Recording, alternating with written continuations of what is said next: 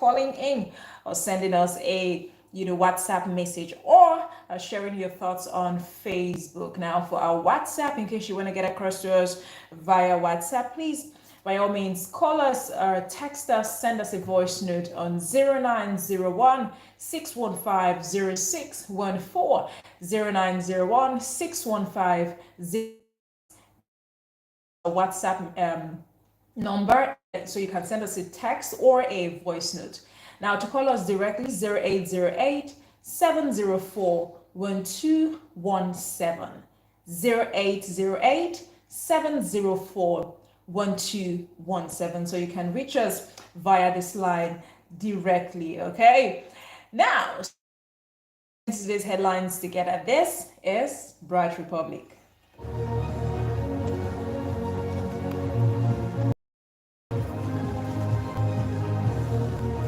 To begin, as usual, through all of the headlines that we have for you today. Before the brakes on external borrowing, the nation applied the brakes on external borrowings. That's on the Nation newspaper. Now on Vanguard, let's join hands to make Nigeria a producing nation. That's Tinubu on this one. On Vanguard, let's join hands to make Nigeria a producing nation. Tinubu on this one, and this is in Vanguard newspaper. Moving forward to Daily Post this morning, Nigerian Senate admits error in removing CCT chair Dan Ladi.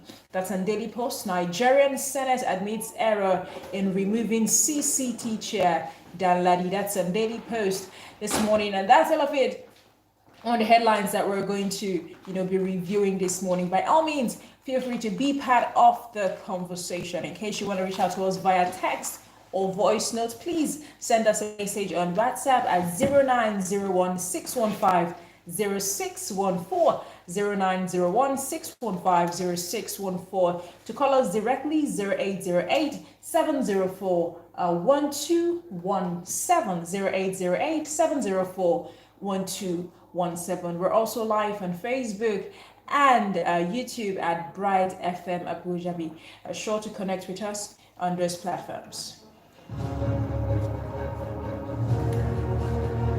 Tasha, he's not joining. So there's something I need to do.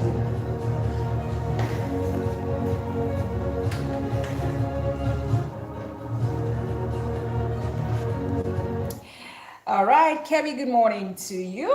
Good morning. How are you this morning? I'm fine, thank you. How are you showing on your doing? face? Showing everybody you're too fine this morning. I'm okay. I mean, you have to be fine, whether you like it or not. You just have to find a way to be fine. I'm glad that you're shining this morning too. Oh, thank you. Thank you for being part of the conversation. Now we're going to begin with the story on Punch Newspaper, because I feel that this is long overdue. This conversation is long overdue. So let's get into it properly. The headline reads: alleged 110 billion naira fraud, Bello due in court today as ex-governor reports to EFCC. Now, Yahaya Bello, the former governor of Kogi State, is currently being detained at the Economic and Financial Crimes Commission facilities in Abuja. Now, Bello was declared wanted by the EFCC in April over an alleged 110 billion naira fraud. Despite several attempts to arrest him, Bello had evaded capture until now. The FCC had filed 19 charges against Bello, which were later reduced to summons for Bello to appear before the court, but he failed to appear. Now, Bello's arrest comes after several attempts to evade capture. In April, his successor, Governor Usman Ododo, allegedly facilitated Bello's escape from EFCC operatives during a raid on his residence in Abuja. Now, Bello had also filed an application to stop his arraignment, but the court rejected his application. The EFCC is expected to arraign Bello on Wednesday.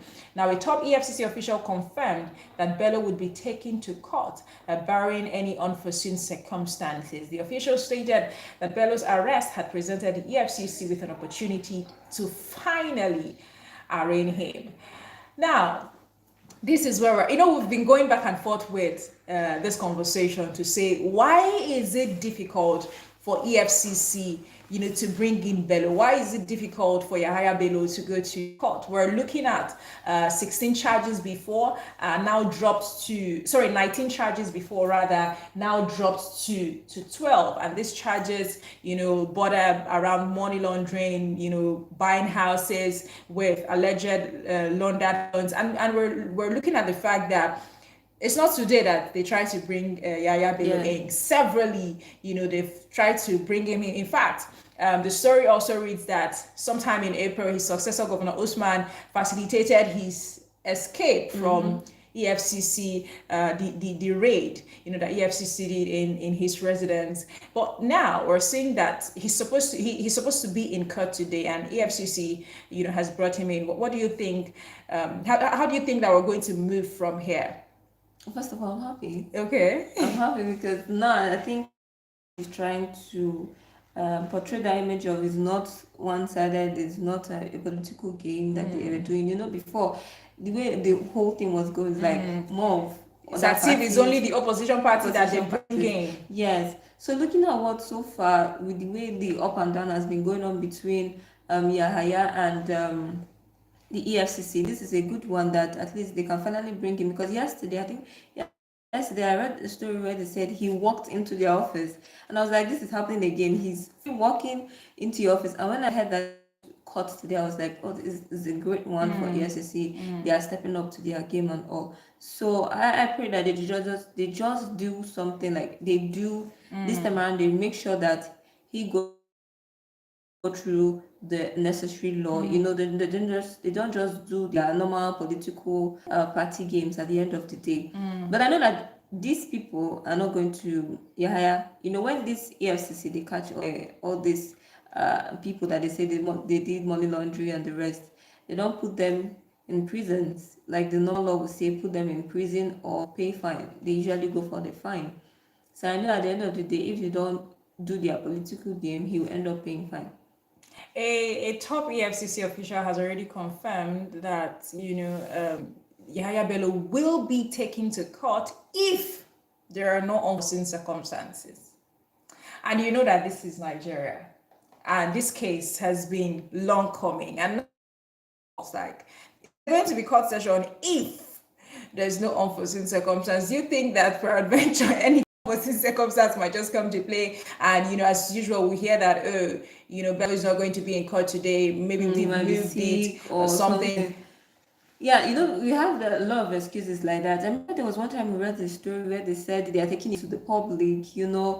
There are a lot of cases that might come up. Is it that he's sick, or maybe the governor again might cover up for him, or they might come up with a case saying that he is not found guilty and all, or him himself might come out and say he's not guilty of everything.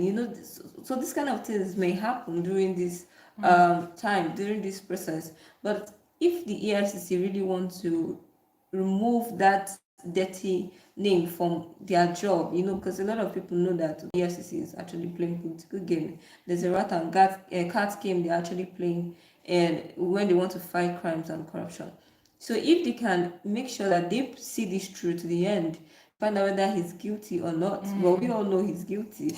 But if you don't know that the judge, the court has to prove that he's guilty, Kevin. But if they can find out at the end of the day that he's guilty or not, if they can go through with the law, then it will really go a long way in us leaving EFCC. Because that some governors, some states actually took EFCC to court, saying that they should remove them and either leave ICPC and all. So with this, their name will no longer be tarnished, and we'll know that they're not just doing a political game and not just siding one side.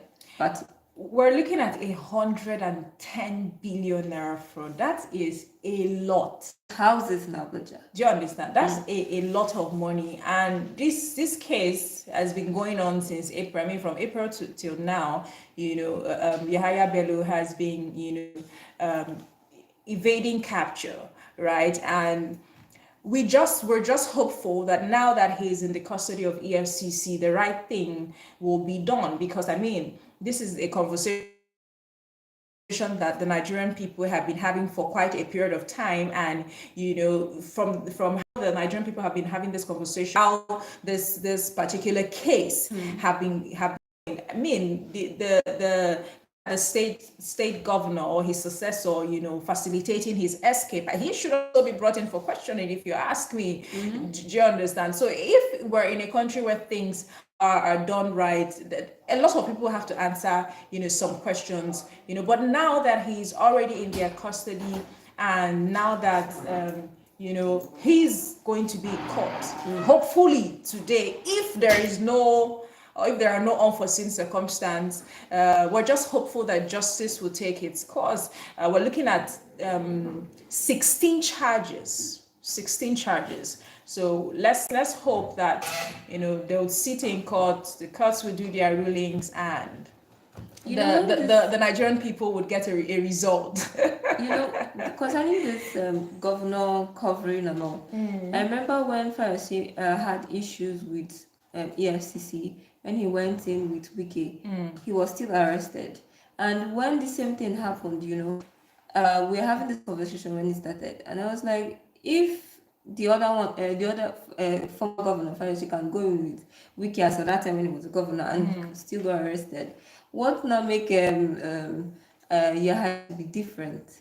So the EFCC will use this opportunity now to actually step up their game, so that we will know that they're not actually playing political games. We're hoping that the EFCC and the court will do the needful regarding this case of Yahaya Bello and the 110 billion naira fraud, and give Nigerians the answers that they need. Good morning, Mr. Charles. Thank you so much for joining us, Mr. Charles Brown. Good morning to you, Victory. Good morning, Nigerians.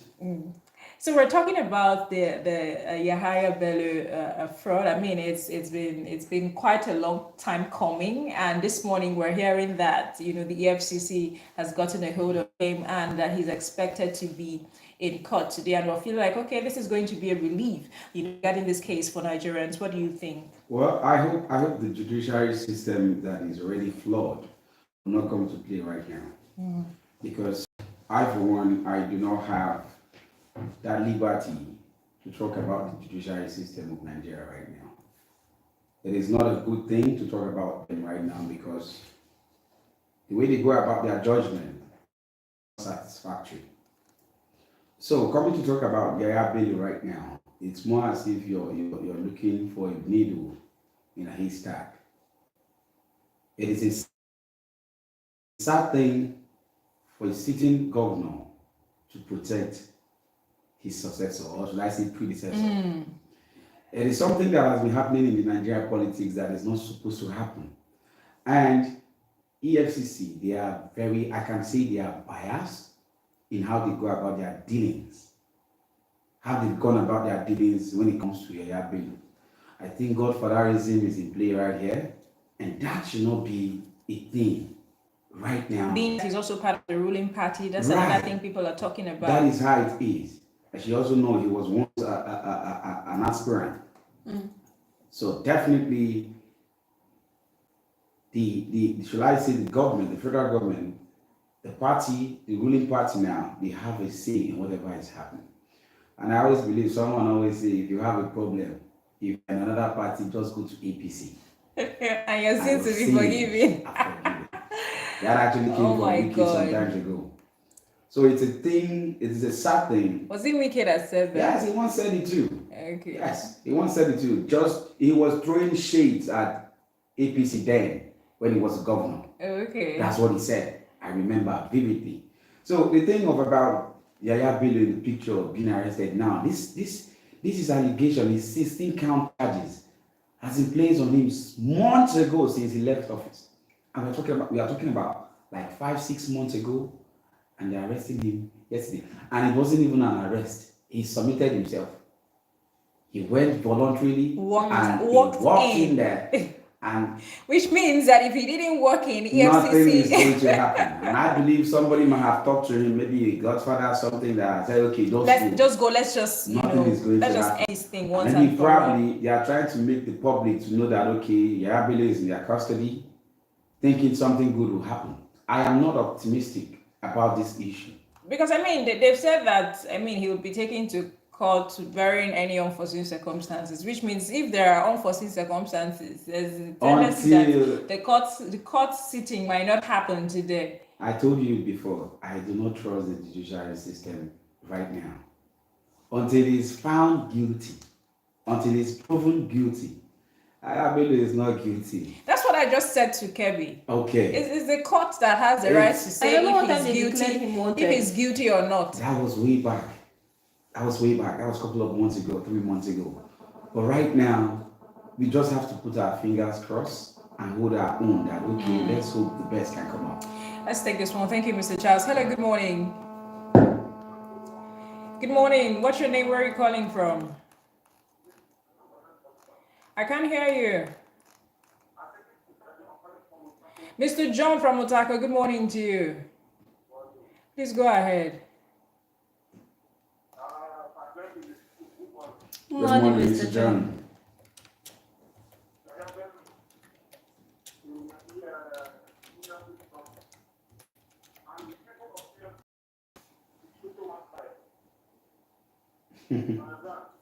I did with you.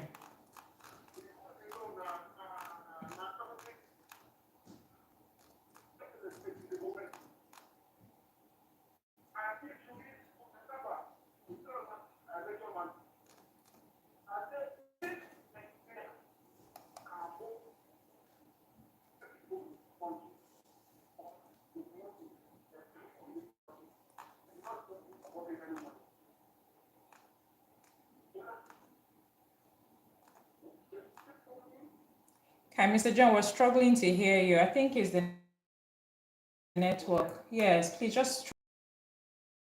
The network is really bad. Let me shout.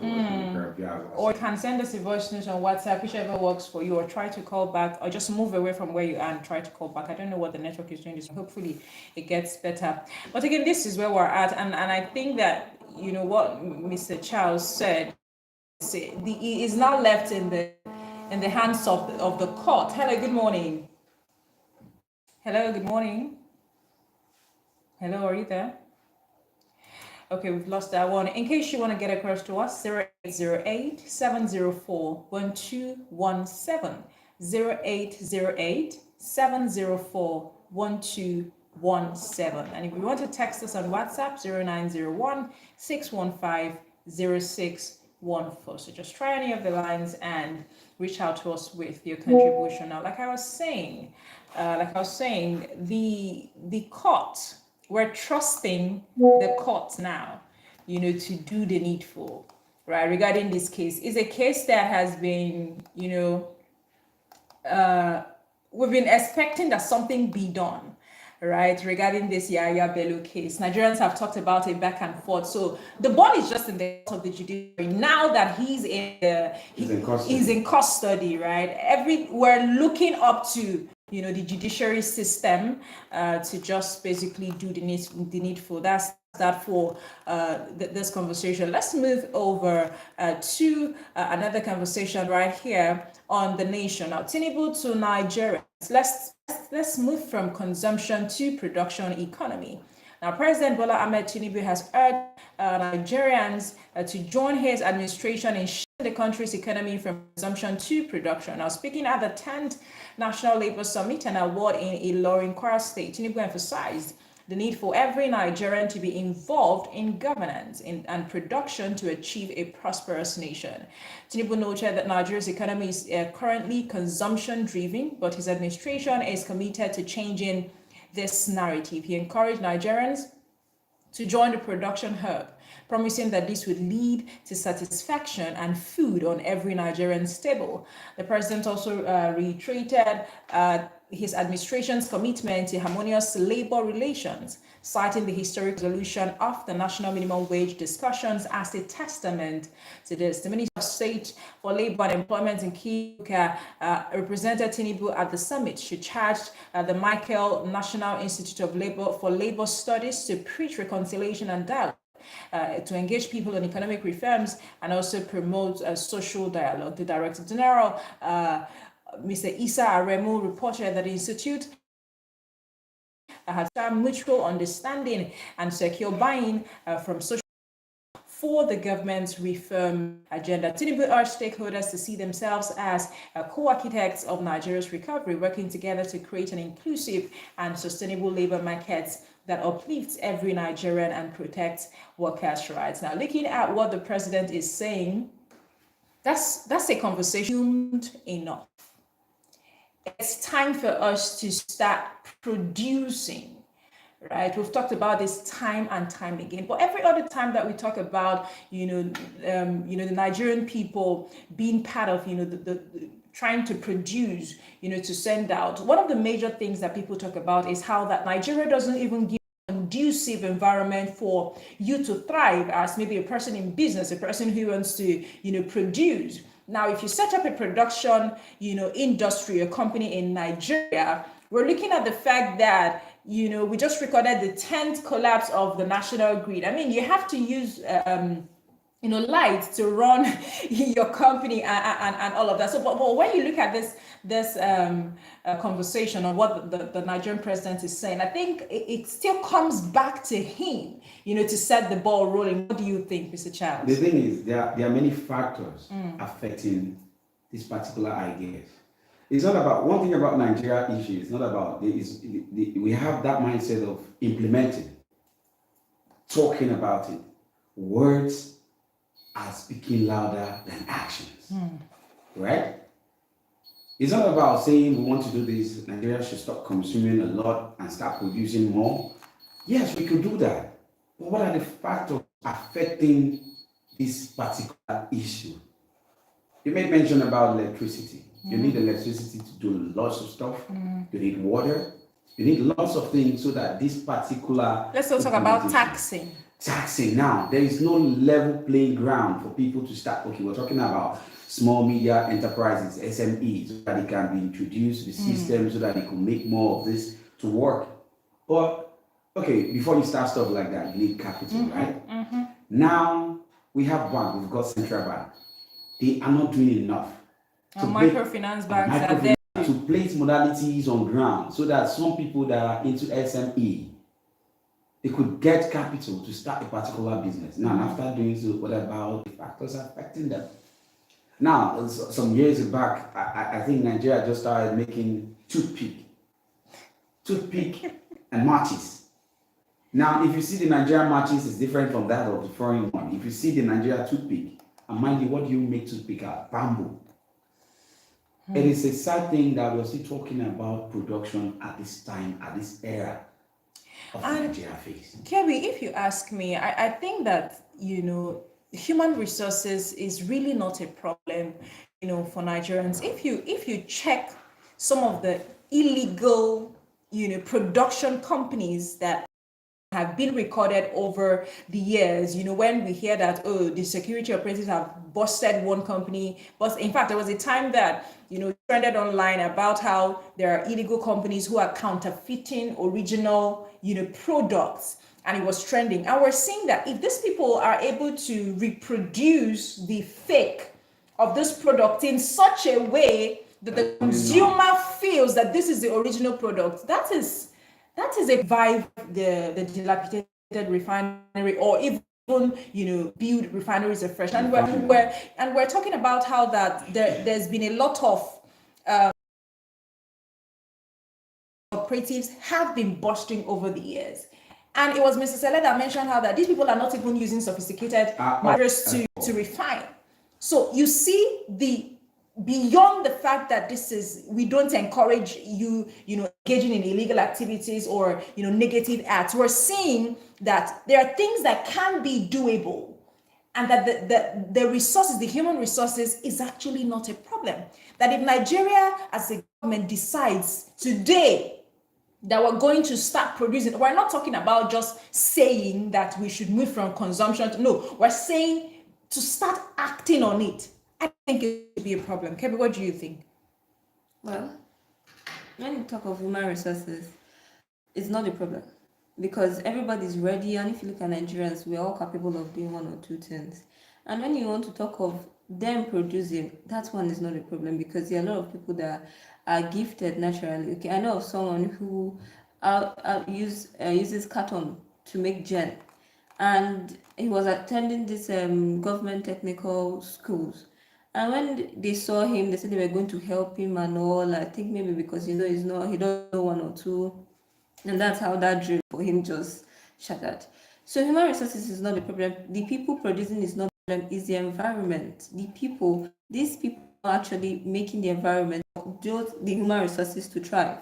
Because if you look at okay, let's talk of the refineries. The last news we took, I think day before yesterday, when you see that they went and they scattered most of the refineries. If they can give those people the opportunity to come into the refinery system, you see that they will thrive, because them having the full equipment and all, you see that they will do well for Nigeria.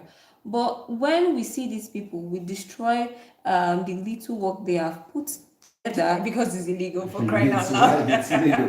It's legal. It's We are illegal. talking about human capitalism. Yes. That is not sufficient in the Nigeria system. You give it, you take it, or you leave it. Whatever that happens, okay, Mr. President has said something about, okay, we should start consuming lots of stuff and start producing.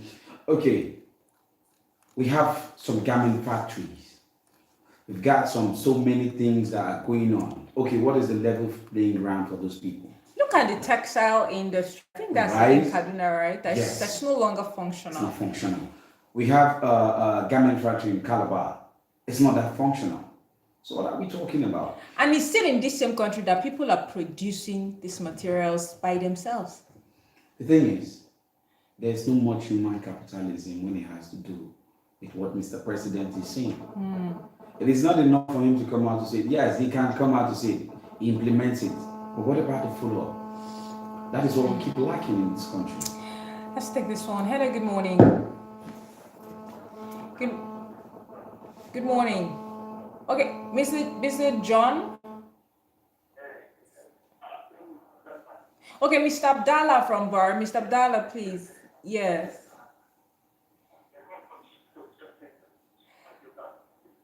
I think the network is really terrible this morning. Mr. Abdallah, can you hear me?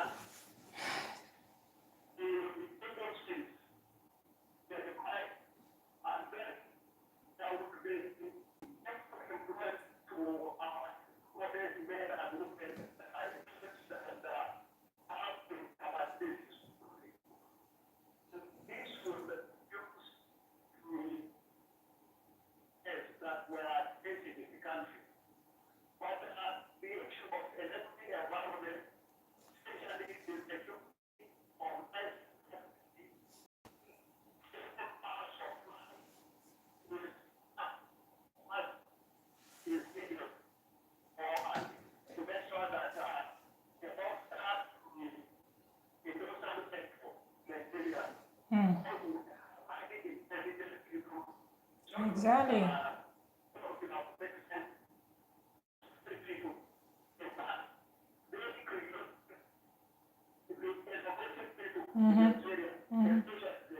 Exactly. Are the youths, yes.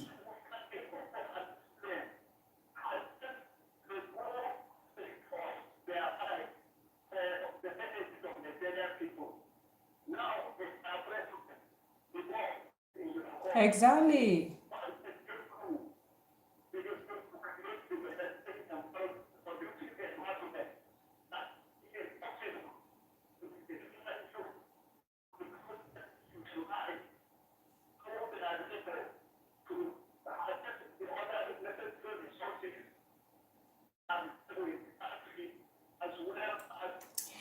Oh, I think we lost that one right there. The network is really bad, but I think really we brought some things Yeah. that Mr. Abdallah was saying, And I think the last thing I heard was that the ball is in the court of Mr. President, and how that the Nigerian people are very innovative people, and creating enabling environment, exactly, and highly creative, and creating enabling environment, is really going to help us. I think the network is a bit bad this morning, so let me just roll out the WhatsApp numbers again in case you need to send us a voice note, because we would really love to hear from you. 0901 615 06.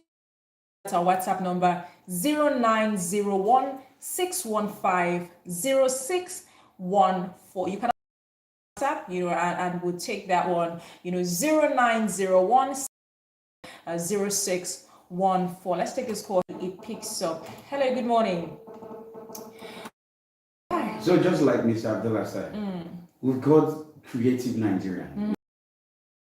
We are very highly intelligent. We are highly intelligent. The driven energy in other like in the US, if you're talking, I'm just talking rounder now.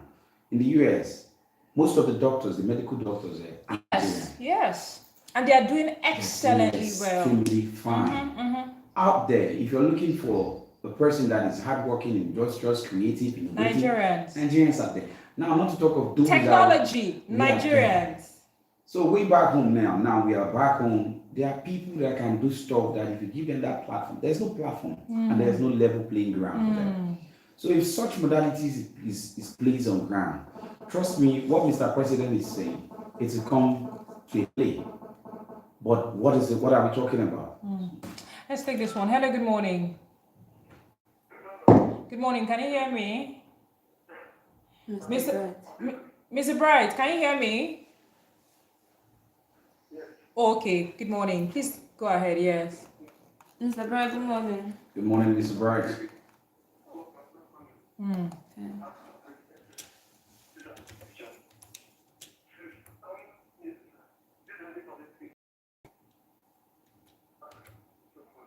Thank you.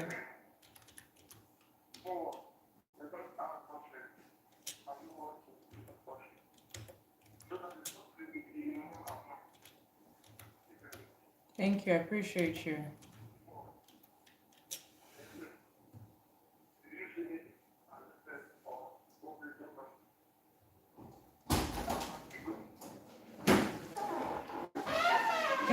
Mr. Bright, we're struggling to hear you. Do you think you can reach out to us on WhatsApp? Please, thank you. Thank you. The network is really bad this morning, and I'm feeling so bad about it. Just one of those things. I'm telling you, it's just one of those things. But please, by all means, we would love to hear from you. So just send us a text on WhatsApp or send us a voice note, or you can even call us on WhatsApp, right? I think that would be better if you call us on WhatsApp. Let's see if it will be clearer so that we can hear you loud and clear. Now we're going to have to move to another story. I mean, we've established that what President Tinubu is saying is totally right. It's totally right. But he has to set the ball rolling. We've talked about a lot of things that he needs to do. Mr. Charles just mentioned how that there has to be a level playing ground for everybody, because we've seen how Nigerians are thriving outside Nigeria. So the question should be, what is the problem? It's a problem country. What is the problem? It's like we cannot produce. We have some industry actors. Exactly. We have some people that we can produce. You talked about small businesses and what they are doing by themselves. It was just recently that I think we have a call on what. Let's take this one. Hello, good morning. Hello, can you hear me? Hello? Hello? I don't know what's going on. Okay, fantastic. Good morning. Can you hear me now? Yeah. All right. Good. Yes, go ahead. We can hear you too. This is right. We can hear you. Please go ahead. Good morning. Good morning. Mr. Charles. Good morning, sir. Good morning, sir. Good morning. Good morning, Mr. Bright. I said, I think you proposed that almost 10 years now. For your station, I have received palliative. This is really palliative. Not really palliative. Thank you. It's very palliative. That is simple. Thank You're you. welcome. God setting the station. Amen. More money in the pocket. Amen. And you go from strength to strength. Amen. Yes. Thank And you. I really appreciate. Thank you so much. Moving forward, Mr. Yayapelo, did you walk into the ESC or the He walked in. Okay. You see, these are one of those things Nigeria we are saying. It's not that we don't like the government or we don't like people in government. No. But when you see certain things going wrong and you become hypocritical, sometimes it will affect everything. We move forward. That other people don't take capacities. You treat everybody equally. That's why you have social justice in the society. And Correct. things will be moving. Correct. How can you be an ego to go at your item? So how many is that? See, what is integrity? If you tell something that if you don't give us that to the person, I will resign. And you didn't resign. And you want me to tomorrow tell you and you want me to leave you. Just want to see myself. I will not believe what you're telling me. Now, you didn't say people. Oh, I think that we lost Mr. Bright right there. But he was sitting on, Mr. Yaya Bello's case. Mr. Bright, we hope that you call back. Now, we have to move on to this other story right here, and it's about the prices of things. Now, price of local rice, beans, bread, eggs soar in October. This from NBS, and this on Vanguard. Now, the NBS report revealed that prices of essential food items like beans, eggs, bread, and rice witnessed substantial increases in October 2024. Specifically, the average price of 1 kg of brown beans rose by 254.23%. That's from 790 naira in October 2023 to 2,798 naira in 24 October. Now, similarly, medium agri eggs as 12 pieces increased by 140.21%. 1,112 naira to 22 kobo in October 2023 to 2,670 naira 60 kobo in October 2024. Now, other food items have recorded significant price increases, including sliced bread, which rose by 103.76%, and that's from 716 naira 82 kobo in October 2023 to 1,550 naira 24 kobo in October 2024. Additionally, the average price of 1 kg of local rice increased by 137.32%. That's from 819 naira 42 kobo in October 2023 to 1,944 naira 64 kobo in October 2024. The report also showed that the average price of 1 kg of boneless beef increased by 98.73%. That's from 2,948.03 kobo in October 2023 to 5,858 naira 58 kobo in October 2024.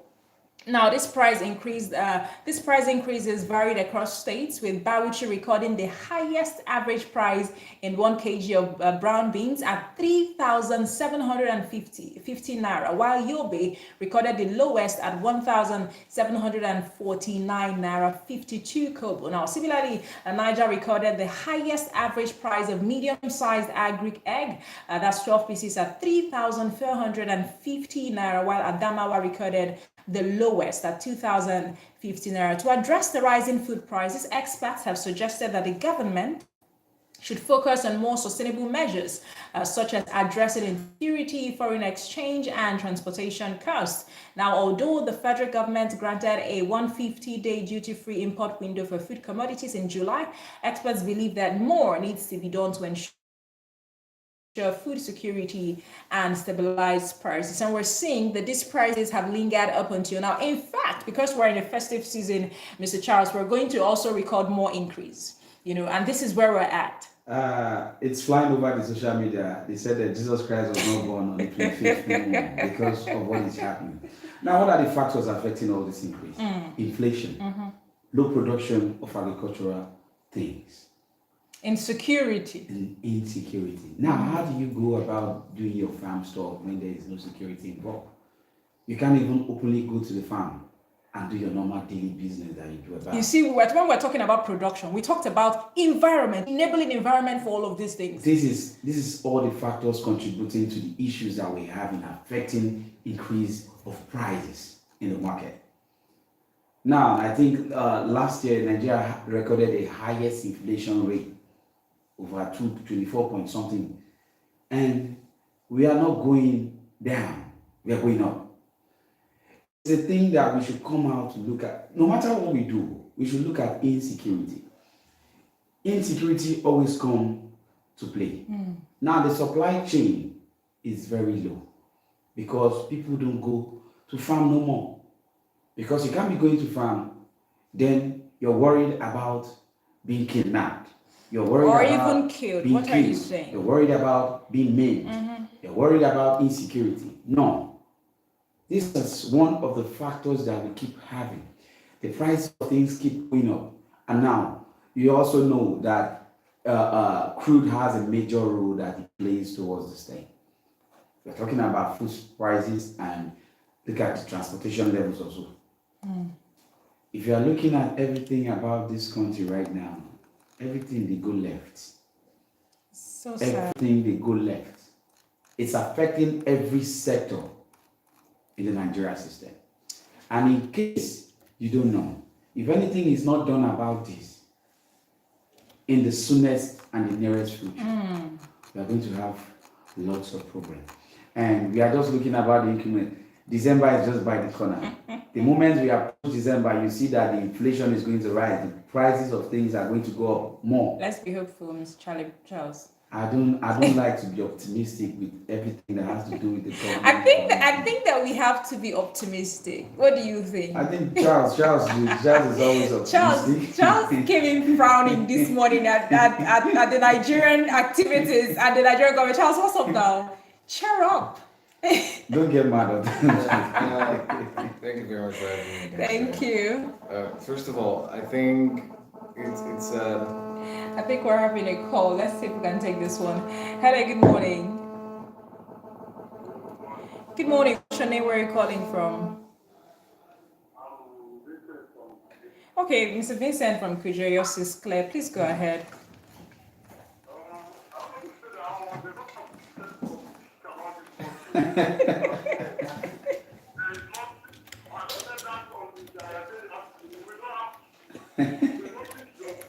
Charles, they don't buy your market.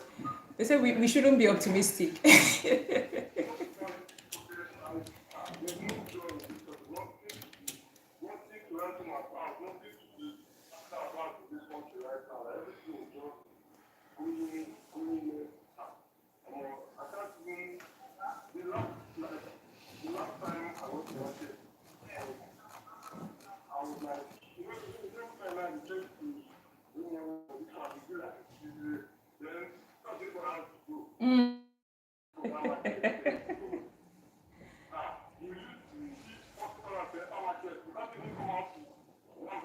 Yes, now.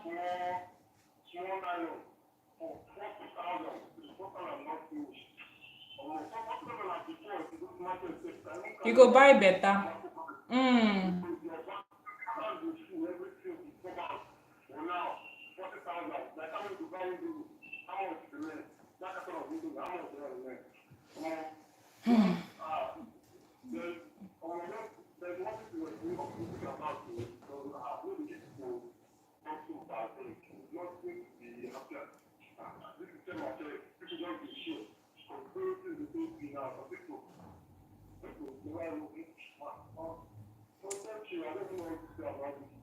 As well. Thank you, Mr. Vincent. I think that we can wake up one more. Please don't stop me, but I think that we can wake up one morning, Mr. Charles, and see that. I mean, You know, the real talking Prices, about. prices are dropping, things are getting better. And you Okay, know let's that, really look yeah. at the prices dropping. Yeah, we mentioned that October 2023, the price of sliced bread, a loaf of sliced bread last year was about 790, Yeah. at about that time. Right now it's hitting like 1,050 and 1,500. 500. Exactly. In fact, if you So want if to it buy were to good drop, bread now, it's like from 1.8 exactly. up. So if it were to drop, it will be somewhere close to that 700 or 800 or Are 1,000. you No, very hold on. convinced? No, I'm not convinced. No, I'm saying, hold on. I'm driving to a point here. Okay. So is that really progress? If we're not even hitting less than what we were at last year, this is one thing about I've noticed with how this administration has been going. They would inflate things, and then if they were to drop it and then give us hope, it would look like it just came close to what it was previously, and then we're like, yes, things are changing, but it hasn't actually changed because we didn't even scratch the surface of where we were previously. So if we really want to actually change, it should drop lower than what it was previously. So the optimism or being hopeful, I feel like a lot of Nigerians, that word must have been scratched out of their dictionary for a long time ago. So even if we were to even notice any glimmer of change, an iota of change whatsoever that would come, it's not even going to near what it previously was. Let's take this one. Hello, good morning. Hello, good morning. Hello, are you there? Okay, I think that we've lost this one. And I want to, we're just doing us anyhow. Just keep trying. If you're not able to get through to us via direct call, you can reach out to us on WhatsApp. Mr. Bright just called on WhatsApp and it was pretty clear. So any which way, just call us 0808-704-1217. That's for direct call. For WhatsApp, 0901-615-0614. And part of the reasons why I'm saying that we can be hopeful is because, there's a news here that we're going to take much later. And I and Kebi were analyzing it this morning, and it's how that NNPC, has revived the Port Harcourt refinery. We're going to take that news much later. And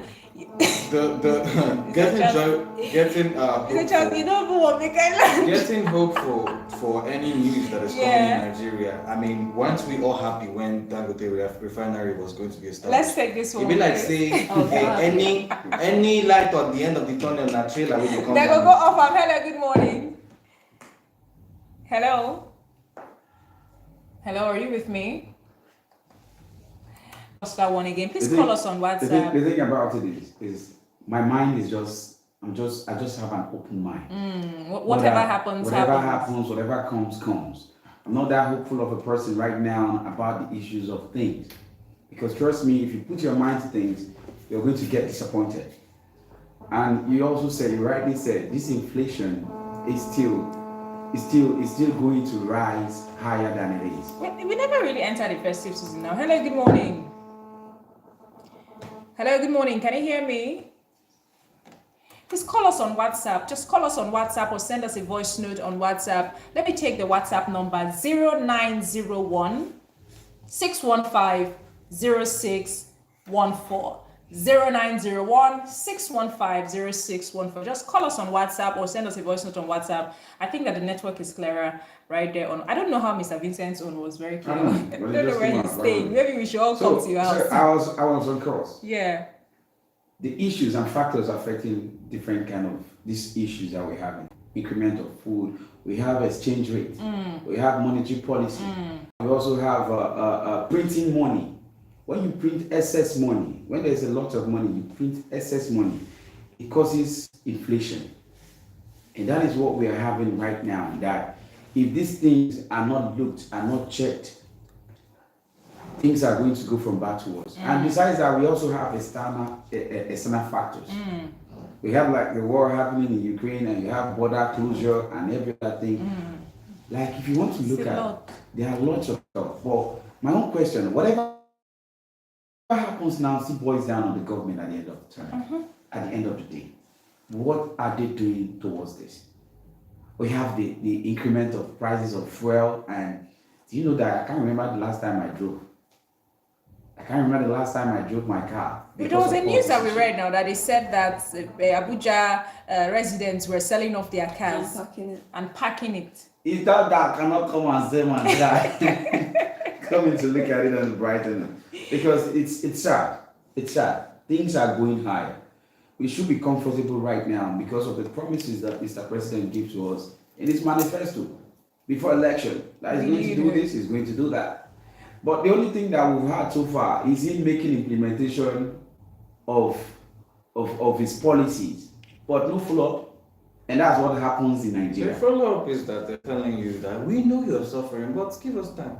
Your suffering shall linger longer, but give us time. Let's take this WhatsApp text. Somebody says, to some point, there's nothing special about this arrest because he came to them himself. I can bet there were internal deliberations and behind-the-scenes discussions with the so-called big men to water things down to what we're seeing now.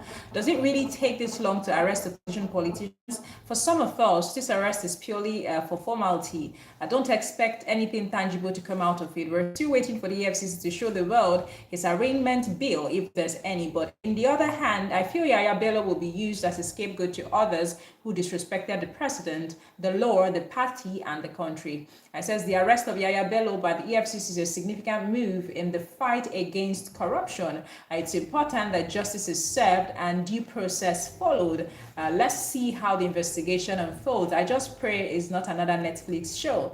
This one is from Kibex, from LiveCam. Kibex, thank you so much for your contribution. I also think that, that was part of the things that we pointed out, during the conversation, bordering around Yaya Bello. We're just really being hopeful that both the justice system, the EFCC, everybody will just show Nigerians that we can be trusted regarding this Yaya Bello.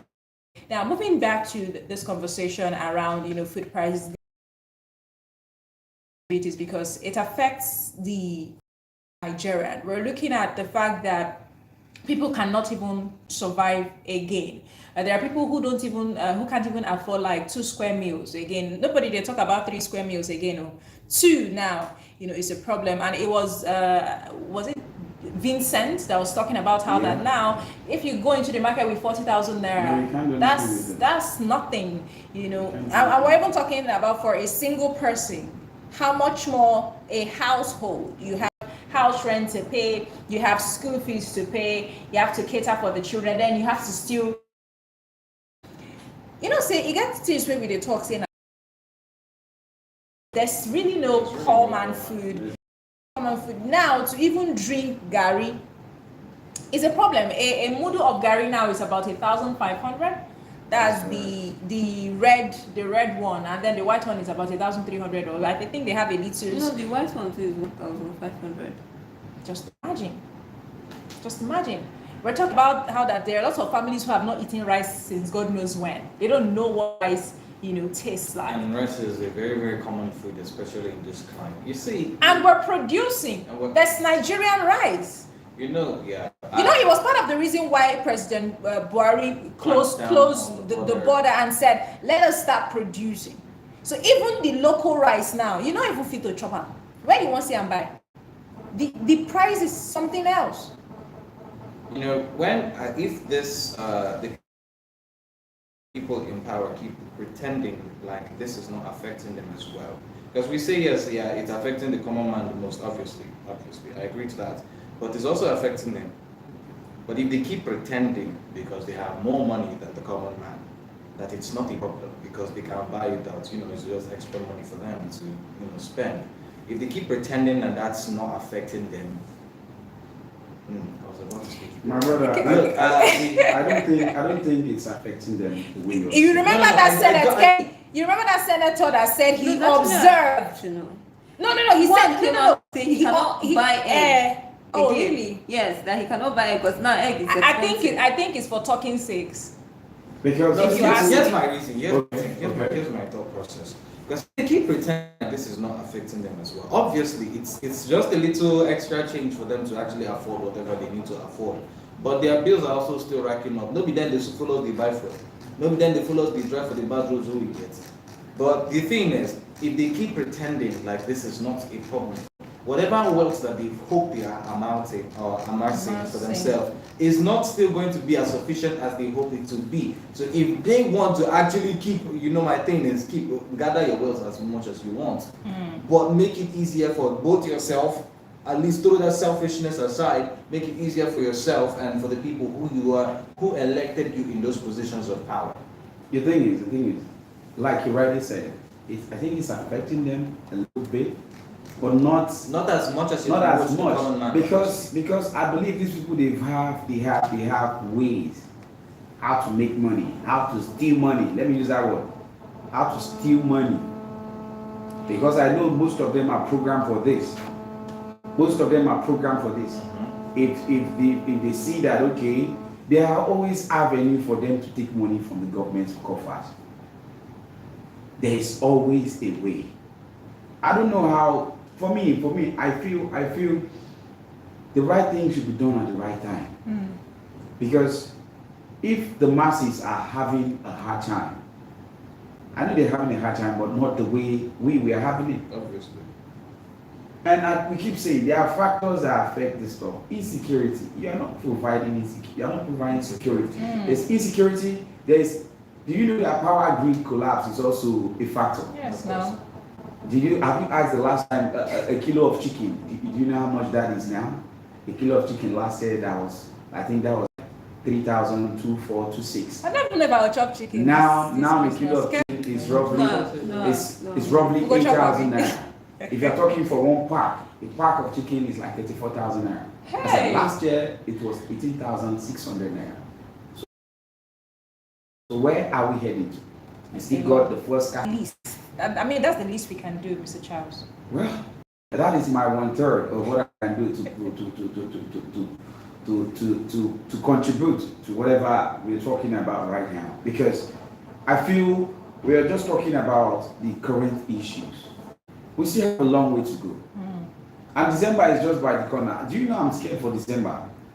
I am very scared because But traveling, eating. I mean, those celebration seasons. Those are just things. Traveling, road travel is a lot. Transportation price is something else. 3 months ago, from Lagos to Abuja, road travel was about 40,000 naira. Okay. Right now, we're on December. It's about 52,000 naira. Now hold on, let us enter December. I will come back and talk about it. And we are still talking. What do you know? We're not even talking about. Leave flight. That one. No, that one is on another level. Do you know, even to book a flight now to the US, to the UK, to the Canada, you have to look for close to 5 million naira. That is sad. It is. It's sad. It's not as if we are buying the plane. We are not buying the plane. We just want to just join and go to where we are going to. And what is contributing to this? It's fuel. Because the aviation fuel is different from our own. That one, their own, another level than D. Because if we keep on talking about these issues, and I believe there's somebody that listens to this and reports to Mr. President, or the other way around, they listen, they keep it to themselves. Because I believe if the president is aware of most of what we are going through, that man should come through for us. And we've preferred a lot of solutions. He brought out this one platform. during 1st of October. I think is it confirmed that he said he was going to do. Up to now, I've not heard anything about it. He brought a solution. Mind you, the confab is still in play, but there is no follow-up. There is nothing. That's the major issue I have, especially with. It now goes beyond even the presidency. It goes beyond people in power. It also now boils down to the civil service of the people who are actually in charge of making sure these things work. In a couple of years back, we had an APEP, that's the poverty alleviation. Yes. So basically, poverty alleviation program. I think that was Jonathan. It's Jonathan. Education and yes. elevation. Now these people had the job of going down to the grassroots to find out places where these things are happening, bring all these poverty alleviation programs to them, not just even talking, because nobody talk the soft matter. Nobody talk the soft matter. You're bringing actual solutions to people here. You're bringing resources to them to actually empower them. Mm. When was the last time you saw on any news channel where they did a gathering, gathered people, and they actually gave them what they needed to actually solve their problems? Not what they want. Please, let's see if I can take this one. Hello, good morning. Good morning. What's your name? Where are you calling from? Oh, Mr. Abdallah calling back. Yes.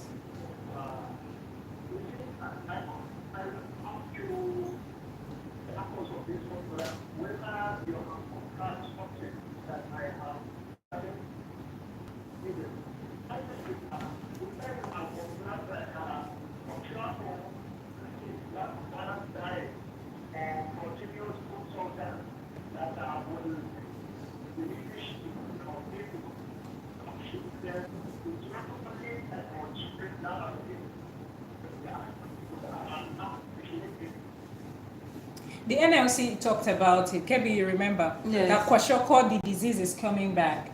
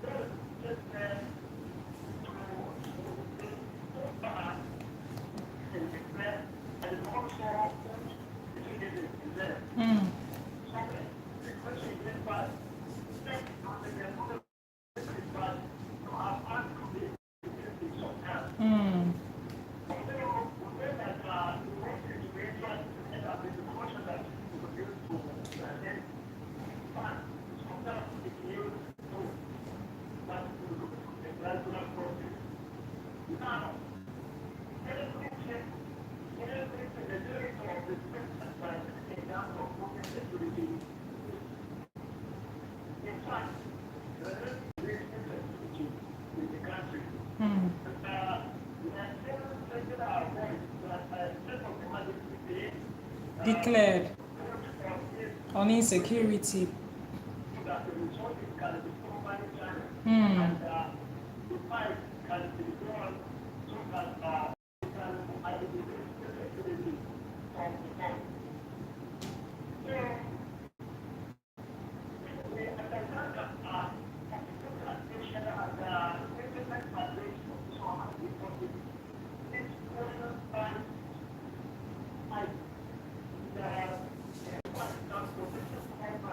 Is another thing.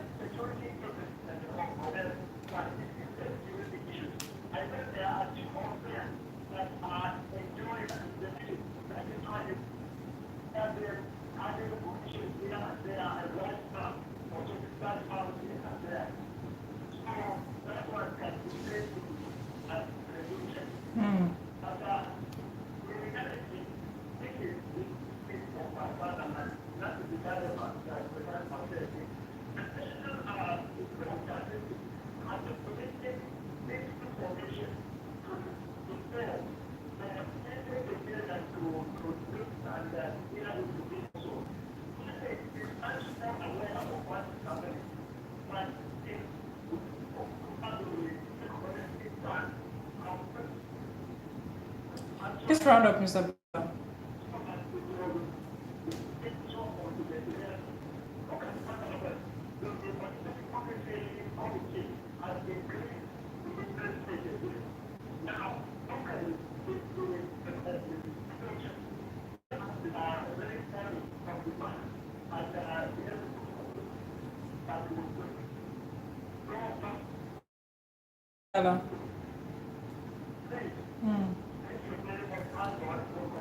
Thank you very so much, Mr. much. Abdallah. Thank you so much, Mr. Abdallah, for your contribution. Now, Mr. Abdallah is one person who have been, talking about how that the Nigerian government needs to declare state of emergency on insecurity. And, we keep saying that it's not like we don't know the way out of all of these issues that we're facing in Nigeria. We know the way out. In fact, people calling on this show to advise the government on some of the things that it can do to help the average Nigerian man to survive. Look at where we're at. We don't know what next year holds. 2025 is coming. For some reason, it feels like there are more of the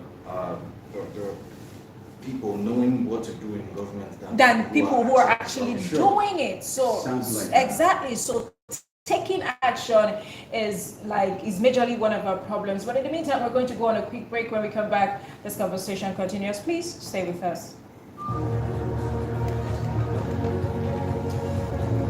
Just stop taking calls. The network is bad. So like, does the radio stop when you get into a car Sometimes accident? I'm just struggling to hear that.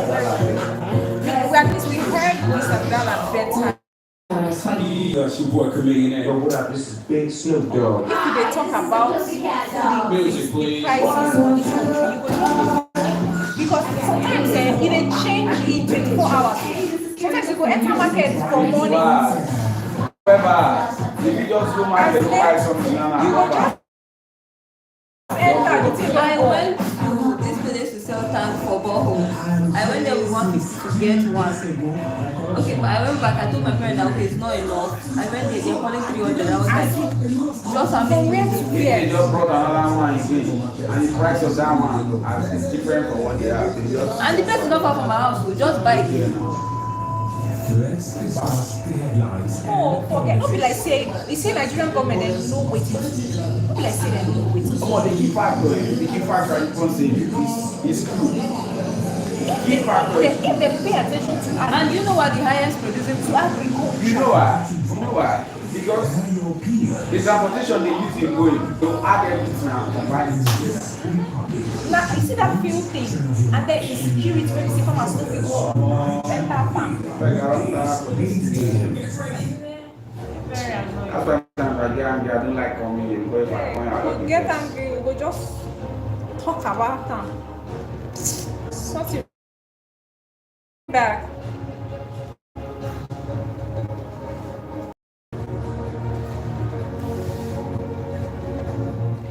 All right, welcome back. In case you're just tuning in, this is Bright Republic on Bright FM 98.7. We're really having network issues this morning, so if you want to get across to us, you can send us a voice note on WhatsApp or call us on WhatsApp. The number to call is 0901-615. Your contribution there. Let me take that number again: 0901-615-0614. Before the conversation, I think we have a voice note on WhatsApp.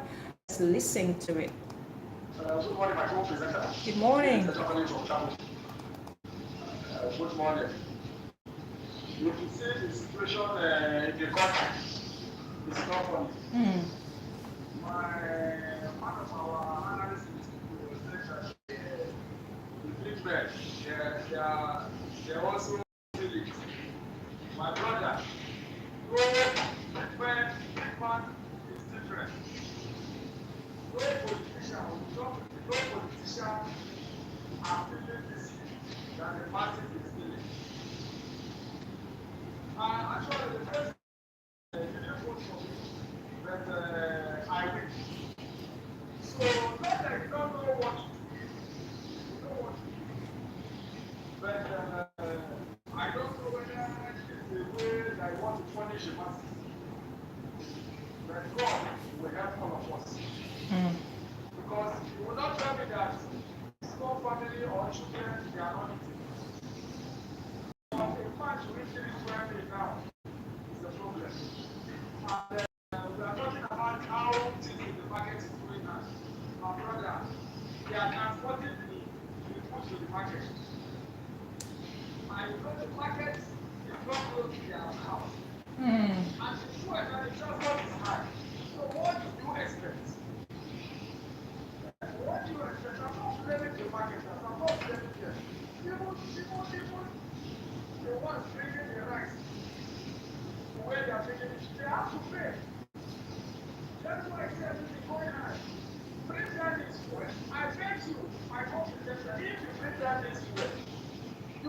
everything will still come down. We are very for subsidy, and we are following money. Who do all these things?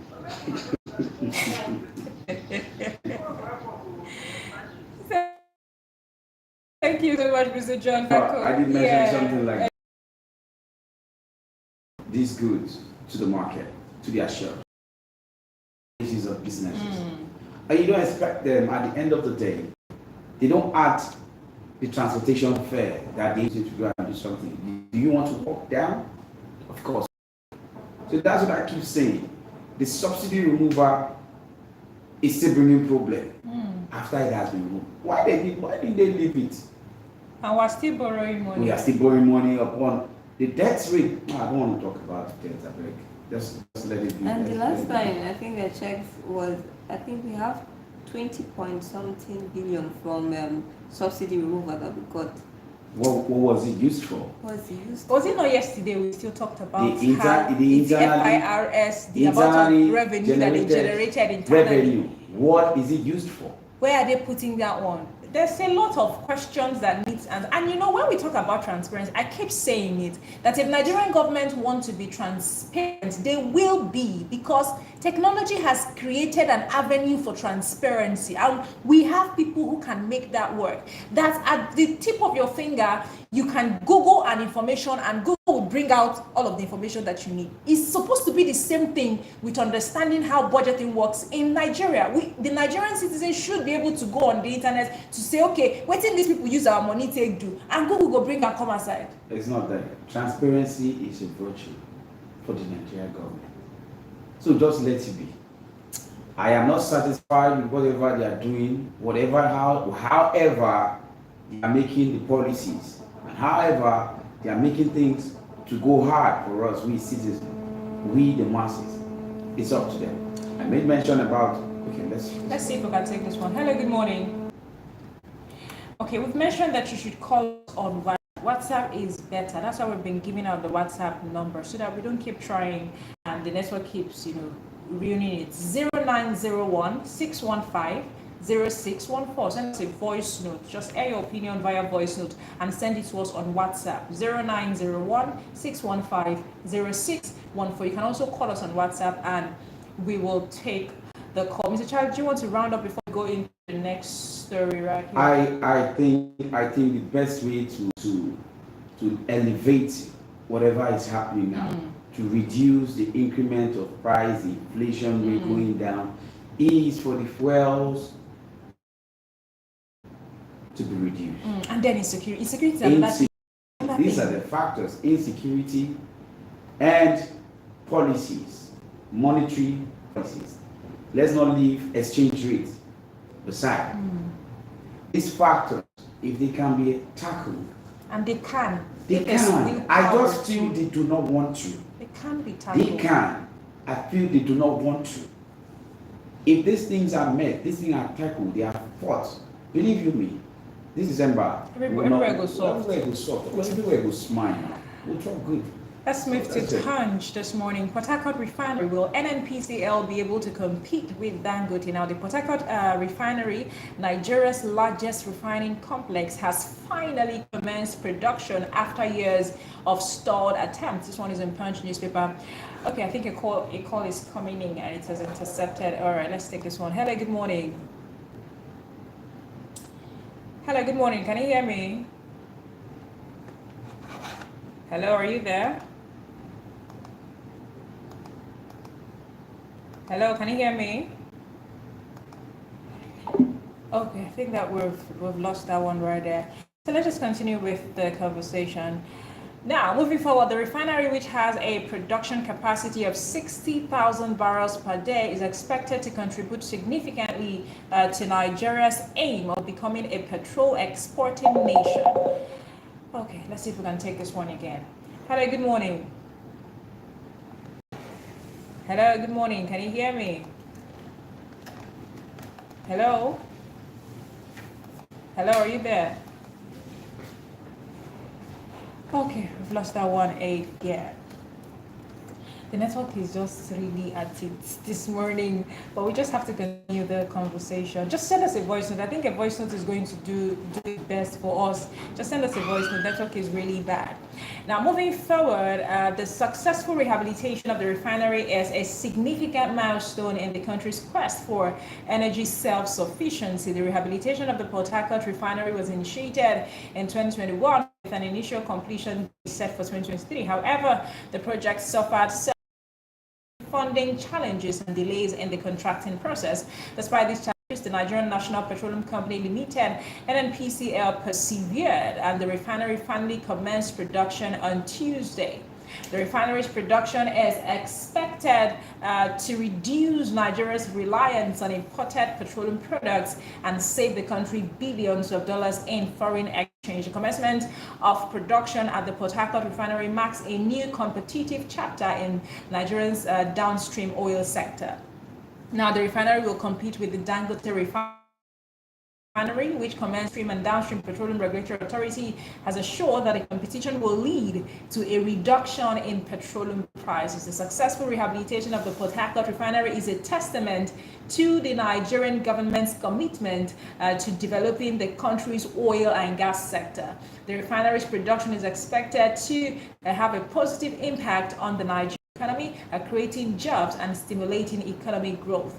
The government has pledged to continue supporting the development of the oil and gas sector with refineries in the country. The investment of production significance, because I mean we just stated now that the part of the major problems that we have, as a country, especially regarding the survival of the masses, is the hike in fuel price and how that it affects everything. And we've been saying that if there's a level playing ground, for refineries, in Nigeria, at least it's going to affect the prices of fuel. We also rejoiced, very much when the Dangote refinery came into play. It's just that at some point our hopes, it was crashed because we thought that somehow, with Dangote's refinery on board, we're going to buy fuel at, say, 500 naira. 20 naira for And, but at some point, 20 naira was removed. But now the good news is that, the Port Harcourt refinery is now functioning. It started functioning on Tuesday, and we're looking at the production capacity of 60,000 barrels. Do you think that this is like a good news? I think it's a good news, but I don't know what you guys think. It is news, all right. Thank you very much. It's It's just a news for me. In a couple of days, we'll know whether it's actually. Yeah, because I think that this new development should affect the pricing. I think that it should reduce. That's also what we thought. You believe with me? This was the exact energy. that we are started. Yes, so it was just Dangote refinery. Now there is another one. That means we have two refineries. If I was you, We I would don't have get two my refineries. Nigeria. We have one refinery, and Dangote's.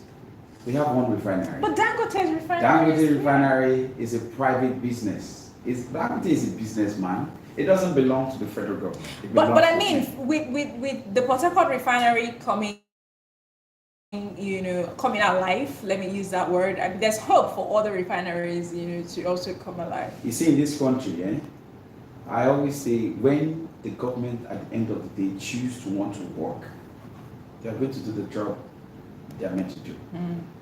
The last time the production of crude happened in the refineries in Nigeria, we have the Port Harcourt refinery, we have the Warri refinery, and we have the Kaduna.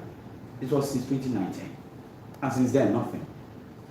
And the revamping of this Port Harcourt refinery started 2021.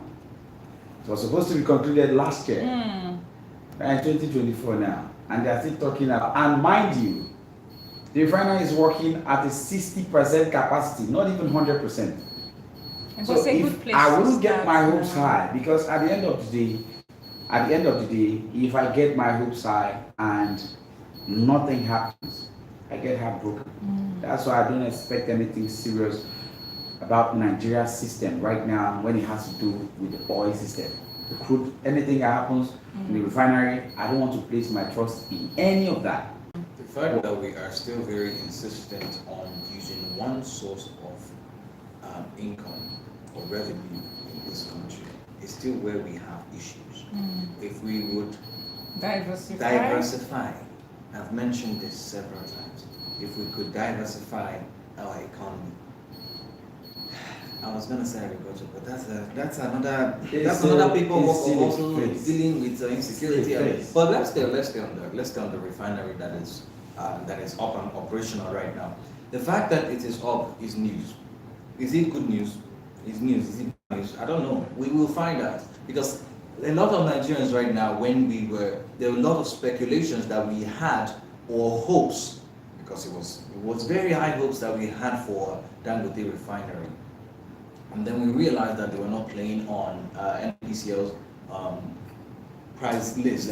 So, but now the Port Harcourt refinery, which is operational, is going to obviously be playing with NPCL. So if they are producing what we hope they will produce, independent marketers as well would have sense and work right. Not just, obviously, I'm saying independent marketers, like, they're not going to do it for profit. They're definitely going to do it for their own profit. But if they are going to work in the regards of actual work, let there be work done, and the fuel price will come down to a normal rate. And I'm not even talking, because remember when I mentioned the whole thing about price coming down previously in the other discussion. If prices were to come down, we will go down to like maybe 1,700. Is that much change from what we have been? That's even. But let me even ask now, with NNPCL coming on board with the Port Harcourt refinery, if you know, someone should ask you, how much do you think the fuel price should be? So, like, what would you say? I can't place my proxy on it. I'm not placing. See, that's my thing. Hold on. Let me finish my thought process. If it doesn't drop as low as that, there really isn't any progress. It's 2 steps forward, 1 step back that we just did. We didn't actually make any progress. What if they do 500? It's still not progress. It is still not progress, because considering what we have bought fuel at in this country, and we clamored when it rose from that much to what it is now, it really isn't progress. Let's be very honest with ourselves. I understand his passion that is bringing on the table right now, but believe you me, 500. You said it already. The highest this guy can bring that thing down is 1,000 naira, and that is the belief I have. You said it quite well. If you are not taking it down to 100 naira, you've not done nothing. They have not done nothing. Because believe you me, I believe before we can get to that stage where fuel price will go down to 100 naira, it's probably when we have all our refineries working operationally. But I keep asking, what happened that those refineries are not working? What are they using our taxpayers' money? And the fact this is where our revenue is coming from, why are we not making sure those are working? The internally generated revenue, what are they used for? And we keep on borrowing money. The money we are borrowing, what is it used for? It's a question you keep asking at the end of the day. Let's take this voice note on WhatsApp. Good morning, House. One major problem I see in Nigeria is our ability to just move on so quick. Do you understand? Moving on. Go ahead, understand, especially this administration, understand about it. They can bring in a policy, we can make threats about it for a week or two, they'll just contain it for just a week or more. Or just let us say a month. Then everybody will just say, let's just say things will get better, we'll just ride on. It's a problem. And we, the masses, are the ones suffering it. Because according to Nigeria, now man, they do man.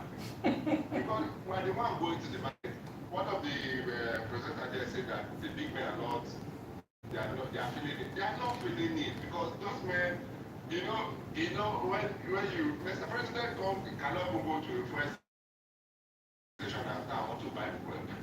Same thing. There are so many things that are so wrong in this country that if we still want to start talking about it there, maybe Jesus will finally come down and say, okay, the economy of Jesus is now, I'm here now. Because there are so many things getting worse, price of things going up. Now I can't even, my younger ones can't even be like, uncle. You can't do uncle for any child now. I don't know whether that's 5 naira or 10 naira. 15 naira is even gone. 15 naira now, there's no normal biscuit that you say, okay, I went down, let me buy something. No, you can't. The younger ones at home. The price of things are going up, the quantity, the quality is reducing. And you feel that the way things are going, Nigeria is going to be better. I don't think it's going to be better. Just why not go to the market? They send people to the market. If I'm just learning the iPhone movie, they don't experience go slow. For example, see, once you are in power, you are limited to so many things. Then that's when you have the secretary, you have your agencies, you have your security guys. You are limited. You are limited. That's why the celebrity life is so because you are limited. You don't know what's happening. It's only the information they feed you that you know. So sometimes I'll be like, let just president don't even know what's even happening. Because if he's going to the airport or going anywhere, they'll block everywhere. He don't even know how people are going fitting. He's limited to so he's not the one operating his social media app. He is even limited. The paper he reads are the one they still give him. So there's still more to this. It's when you get there before you know. Just handle one small people. You see, you are limited to so many things. There are still there's I don't know what Kivex from life. I think that the way you ended it just ended everything. You said it's well. Let's listen to this one. Okay, I think that the voice note is empty. Mr. Robert, I think that your voice note is empty. So sorry about that. Mm.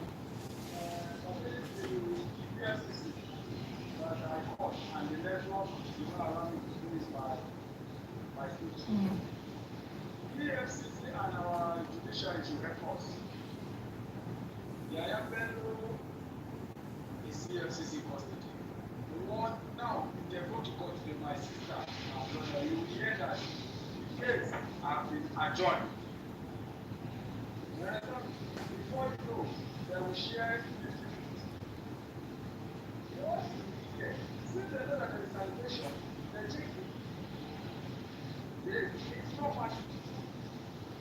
Auction the property, give it to banks. For anybody that has the money to buy it, they should buy it. The money should go to federal government, not the state. If we are promoting this, our judiciary, they are the one. Because at the end of the day, the FLO will do cut out the judge. You understand me? You will see, before you know, you say, if na 10 naira, you see, okay, bring 3 naira, bring 4 naira. Kevin, you see that thing where they talk. That is where we are. I make this comment that there is no any place Nigeria is supposed to be suffering. If we should do the mathematics, each Nigeria, even though you are not working or you are working, so that the federal government is supposed to be giving you 200,000 every month. With the kind of money that Nigeria has, but for that we are still going. You understand me? I'm with you. Where is our tax money all going to? Can you access the Nigerian account? The country that we say we are the citizen of country, we have the country, we own the country. Do you know the account? We are the employers. Can you check it? Based off in other country, the citizen can check their balance of the country. Then we know whether they have money. Any president that comes will say there's no money. Any president that comes will say there's no money. How are we going to know that there is no money? The kind of money Nigeria have, they will tell us that there is no money. Every day people are giving their response. Every day customs is to the border. Every day they are doing ATM. Bank is still remitting to federal government. Now look at the situation that the government took us now. To get cash, use cash now is a problem. For you to use cash now is a problem. I if you check this thing now, the money that they might have given one man the money for him to be selling as in ATM machine. Before 2 weeks, 3 weeks now, the person will be rich. In Costa Rica, Casaure, one minister in one House of Reps member, when they are calculating the budget, he said it. You understand me? He said the people who make have the purposes in their heart after they did not do well for us because if they do well for us, we are not supposed to be going through all this. They will say, get patient, have patience. You wait, my brother. Okay, then remove subsidy. The subsidy, what are they subsidizing for us now? it us into? Is it education? Now they say students can borrow money. My brother, if you borrow that money and you did not pay, you cannot go to any bank and collect money again because your BVN is already showing that you can't. Yeah, oh my God. Oh my God. One caller last week said, I think the first they said, carry rope, tie coach, carry boat, tie rope, 97. If the governors, if the president buying fuel, if they want to any police station, they present their card, they will just give them fuel. They will just give them fuel. You understand? They can't be impossible. Thank you so much, Mr. John. Today is not the day that we talk about how that POS people that are in front of ATM have money, but ATM does not have money. Today is not the day for that conversation, but it's a conversation to have. Mr. Robert, your voice note is empty. It's empty, so there's nothing. I think part of the things on the hem of affairs is leadership. You know, I think that if our leaders begin to carry out their responsibilities effectively, it's going to water down and touch every other sector that we're complaining about. So it makes that, even as Mr. Charlie is talking about, you know, if the leadership, you know, is effective, they would it's not like they don't know this. They know. Yes, Exactly. they know the what problem. to They do. know the solution of the problem, right? They know the solution of the problem. The issue is implementation, actually doing the work. But I mean, this is I don't even just think where it's we are at. implementation. It's the follow-up. Implementing is easy. It's the follow-up. What happened, the aftermath is what actually happens. That's what we should be looking at. Okay, we are talking about this PH refinery. For me, I don't really think the prices are going down anytime soon. Of course not. It is not. You were talking about they might take it down to 1,000 naira. Bro, That is like speculation. you are speculating. I do not think so. Because if the government at the end of the day still do not subsidize this fuel we're talking about, we aren't getting anything, the prices are not coming down. And I think I read that it's illegal for the subsidization of fuel to just take effect. It's in the Petroleum Industry Act actually. The president or the government at the end of the day do not come out to say, okay, let's subsidize this rate, this thing is going to be going up. And subsidy, you know how subsidy works. The marketers cannot, those people are out to make their own money. Of course they have to make profit. They have to make profit. You don't expect somebody that is selling, you don't want that person to make profit. Definitely the person is going to make profit out of it.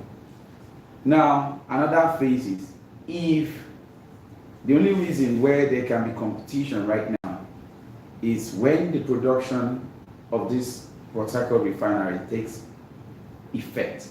Like seriously, it works maybe probably at 80% capacity. Now it's 60%. Let me just say 100% capacity. That's where we can see the monopoly of Dangote being the sole supplier might come into play. When the two are doing their thing, we can say, okay, probably this one might say, let my price be this. And the market side will say, okay, let's go with the Port Harcourt refinery. By so doing, they are going to do the right thing. That is, the 100 capacity, we are not seeing any reduction of fuel prices.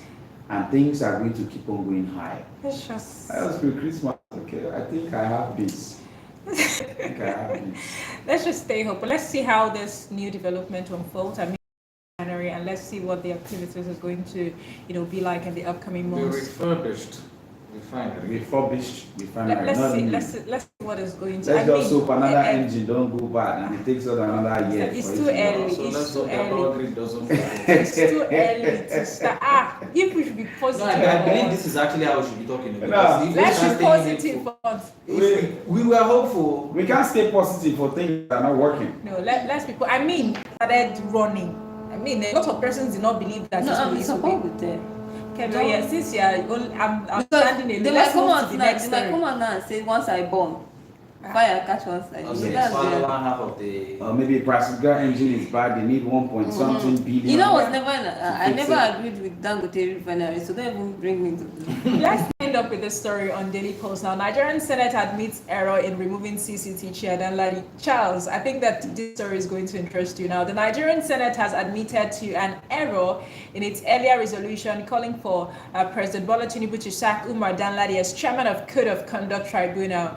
The Senate has invoked Section 157, subsection 1 of the Nigerian Constitution as the basis for the resolution, but later realized that this section does not apply to the CCT chairman. Now, Senator Bamidele pointed out the mistake and called for the Senate to rescind the earlier constitutional provision and adopt the cited Section 17, subsection 3 out of the Nigerian Constitution and Section 22, subsection 3 of the Code of Conduct Bureau and the Tribunal Act 2004 as the correct provisions to support the resolution. Now, the Senate unanimously agreed to correct the error and adjust the resolution accordingly. The resolution, which has been concurred by the House of Representatives, advises President Tinubu to remove Danladi from office of allegations of corruption and misconduct. You remember this news, Mr. Charles? You know, when we took it, how that we're saying we are saying that the Senate, as the Senate for the chairman of the Code of Conduct Tribunal, when we read the news, how that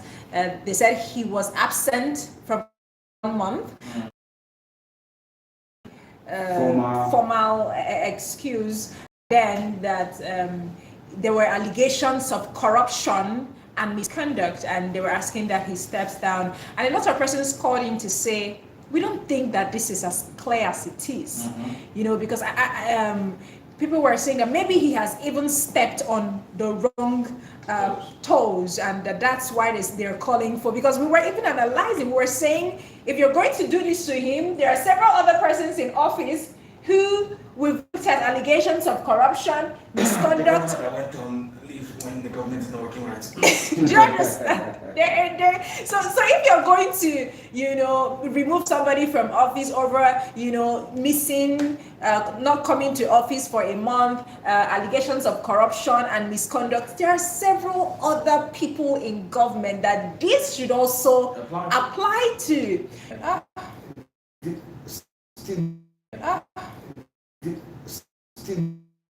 I still stand on this. People creating and upholding the law don't know the laws that they are upholding. I'll still reference back to the fact that how would we be telling police that it's against the law for him to be searching your phone? Police were supposed to uphold the law. They tell them the law. Say him not supposed to break this law. This is the kind of country we found ourselves in. They don't know the laws that they are upholding. And when they really go down to fact check what they are supposed to be doing, they would realize how much in the wrong that they are. The thing about it is, and I said it yesterday, and I must say it now, is these people that are there, our legislators, they don't have the idea of what they are doing or what they are legislating. Now, they have the power to approve. They have the power not to approve. They have the power to also do what? Interrogate. Just like the president submitted a loan request, they just approved it without proper investigation, without proper interrogation of where this money is going to, how is it going to be used for, where is it going to go into. What's the payback process? You understand? It was approved without proper interrogation. It was approved without proper fact checking.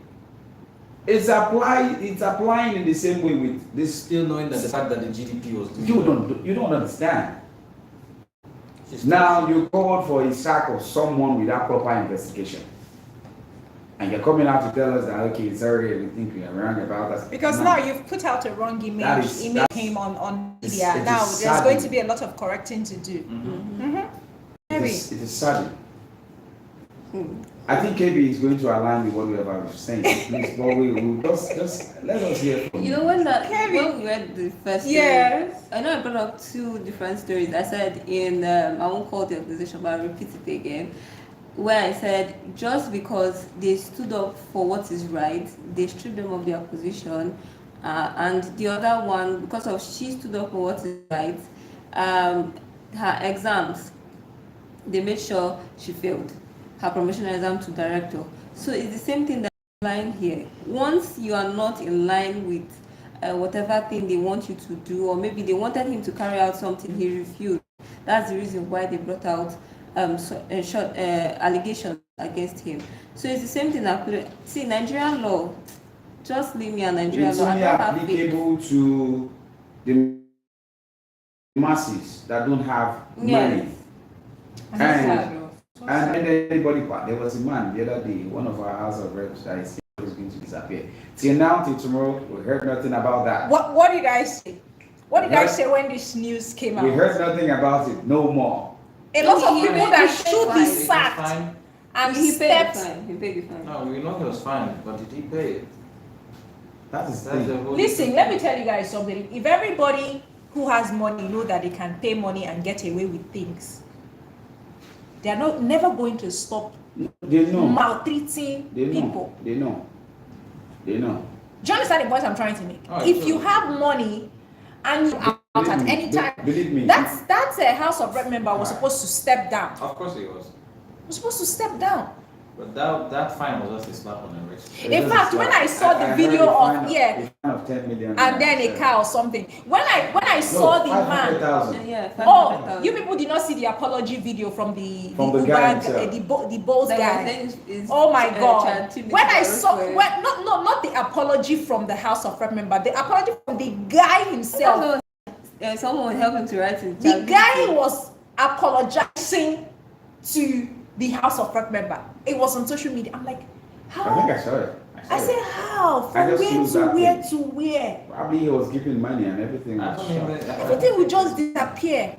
You know, this was. Or maybe these are probably, conversations that are probably happening. he was threatened. That's So probably. So there's several ways to look at it. People should be held accountable, really.